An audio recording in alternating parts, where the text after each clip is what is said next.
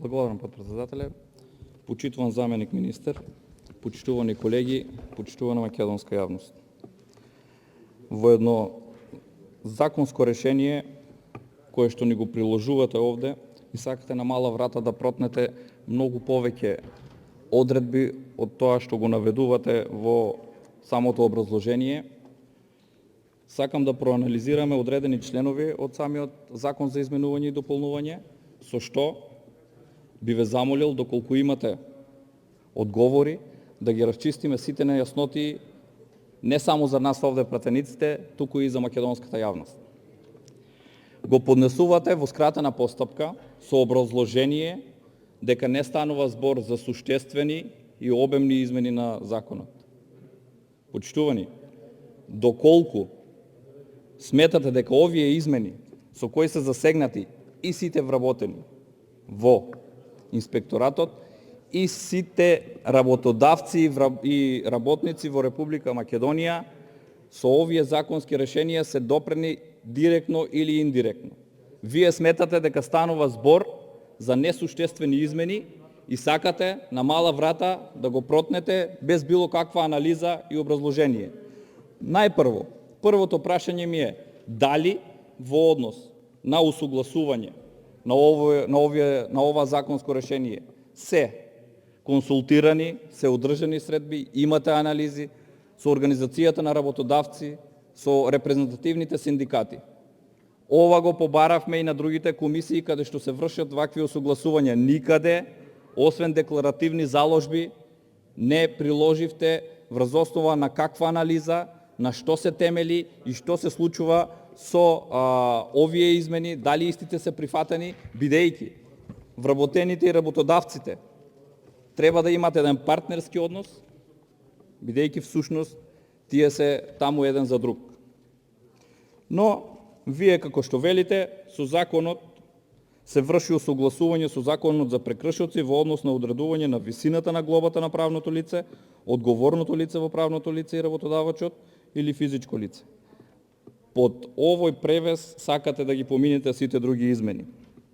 Затоа и го поднесувате во скратена постапка, што лично сметам дека е една злоупотреба на институтот скратена постапка и овие вакви законски решенија не треба и не смееме да дозволиме да поминат во скратена постапка, бидејќи сте имале доволно време да ги приложите и измените и дополнувањата и усогласувањата. Но еве да тргнеме конкретно со одредени членови со кои што сакате да го изменувате и дополнувате овој закон.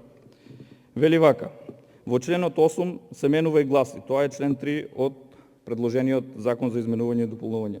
Покрај условите предвидени со законот за инспекцијски надзор, инспекторот треба да ги има завршено еден од следните факултети: правен, машински, градежен, архитектонски, електротехнолошки факултет или факултет за заштита при работа.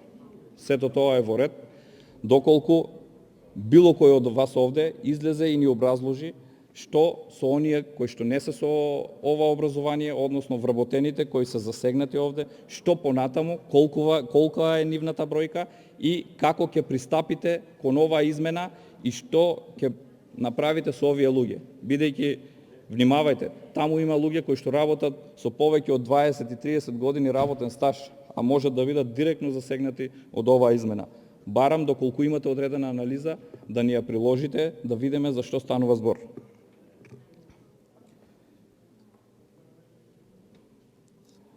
Во наредниот член, во членот 5, во членот 17, точка 1 се менува и гласи: со решение да му се изрече опомена во определен рок да ги отстрани неправилностите и недостатоците утврдени со записник. Во ред, значи тоа е одредба која што треба да се примени во пракса и да можат работодавците соодветно да почувствуваат заштита од инспекторатот, а не тортура и како некое страно тело. Истите треба да ги доживуваат како луѓе кои што треба да ги насочат како правилно да работат. И овде има уште една нејаснотија која што вели: инспекторот води евиденција за изречените опомени. Прашањето ми е: никаде овде не наведувате дали, што и како со оние правни лица или физички лица кои што би ги повториле овие прекршоци, односно се повратници. Дали истата постапка ќе важи и за повторен прекршок, или има одредени санкции кои што ги предвидувате за повторување на исти дела.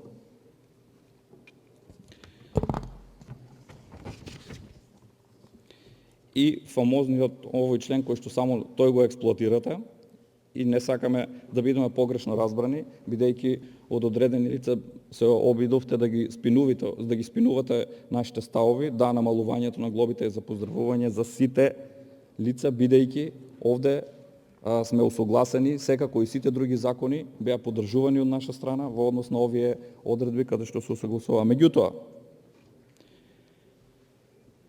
во самиот член наведувате, покрај глобите што ги наведувате, во ставот 1, алинеја 1, го спречи, односно попречува инспекторот во вршење на работите на инспекцијскиот надзор. Наведувате членовите 10, 11 и 20.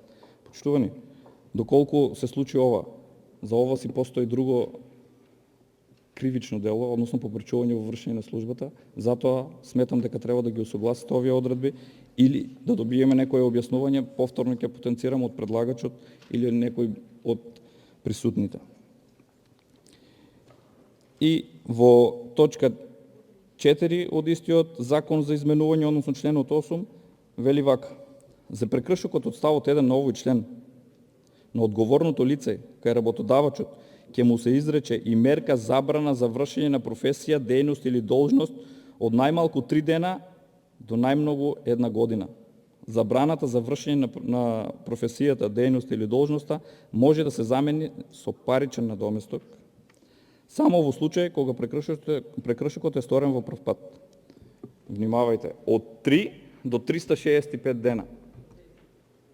Почитувани, субјективноста кај одредени инспектори и дискреционите права кои што им ги давате без било какви критериуми, да самиот одлучува дали ќе биде 3 дена или 365 дена, е многу општо и совопарно напишано.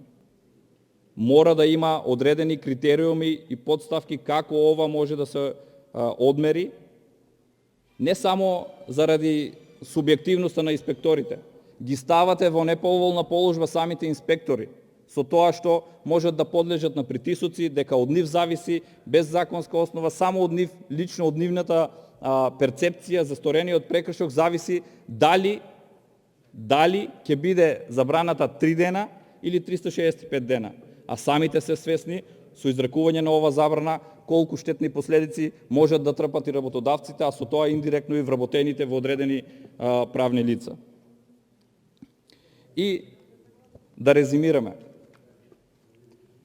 Покрај другите членови кои што ги имате наведено, и едно прашање повторно до вас, односно до предлагачите, а истовремено и до мнозинството кое што, впрочем, и го поддржува и цело време го брани овој закон.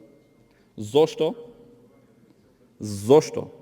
ви требаше толку време да ги доставите овие измени во процедура за усогласување со законот за прекршоци?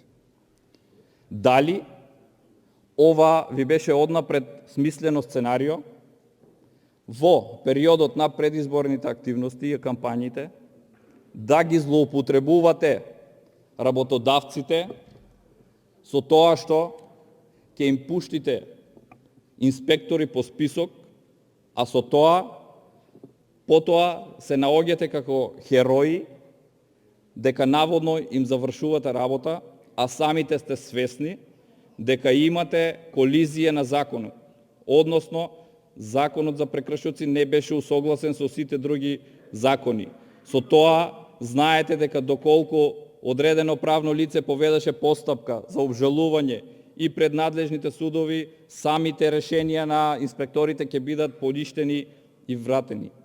Свесни бевте за тоа, манипулиравте со нив и затоа сметаме дека намерно не ги пуштавте до сега овие усогласувања. Уште еднаш потенцирам, периодот, односно вакуум просторот, каде што се создаде колизија помеѓу повеќе закони за една истоветна материјална работа. Ви благодарам. Благодарам. Следен пријавен за дискусија